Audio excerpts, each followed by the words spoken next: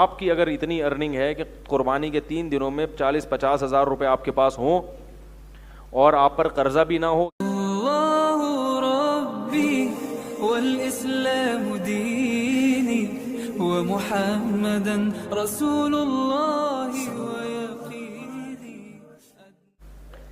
بھائی قربانی ہر ایک پر اس کے نصاب کے حساب سے ہوتی ہے.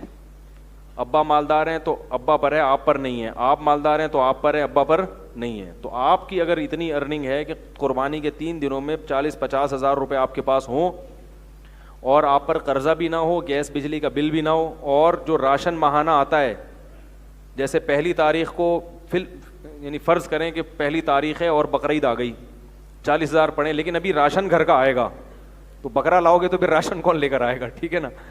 تو پھر وہ راشن کے پیسے بھی جو بنیادی خرچے ہوتے ہیں وہ نکال کے 40,000 یعنی 52.5 تولہ چاندی تقریباً 40,000 کی اتنے بچ رہے ہیں, تو پھر قربانی واجب ہے, ورنہ واجب نہیں ہے.